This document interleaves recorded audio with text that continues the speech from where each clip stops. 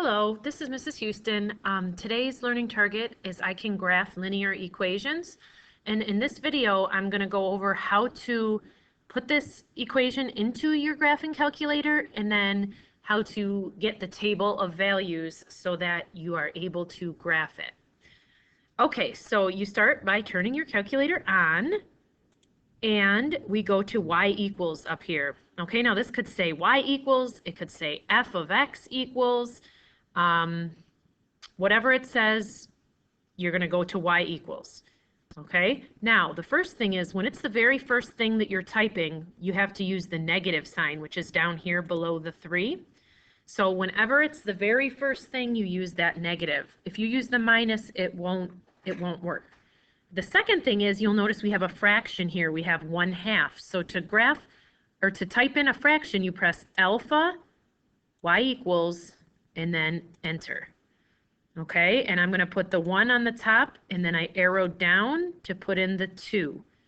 Okay, and then make sure we come out of the fraction by pressing this right arrow. Okay, now I need the x. So remember the x button you can press right here. And then since this is coming after something, it's being subtracted, so it's -1. Okay, so go ahead and pause the video now and then type that into your calculator. Okay, now you can always press the graph button to take a look at what the graph looks like. And I always say it's good to compare that to what you end up with to make sure that they match. But to get the actual points, you're going to go second graph, which is really the table. See how table is in blue? That's why we hit the blue second button first. Okay, now I'm looking at these points and I'm noticing some of them are fractions.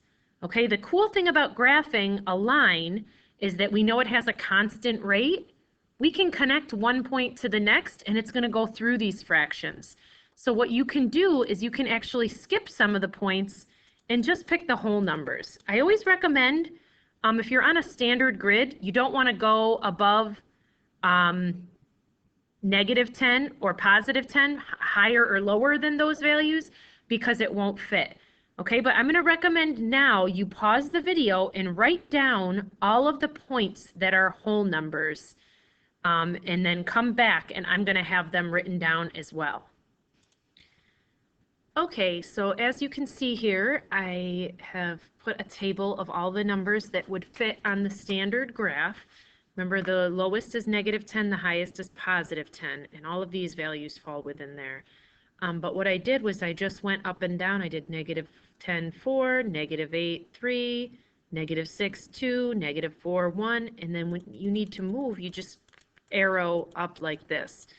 And you can arrow up and down to wherever you need to go.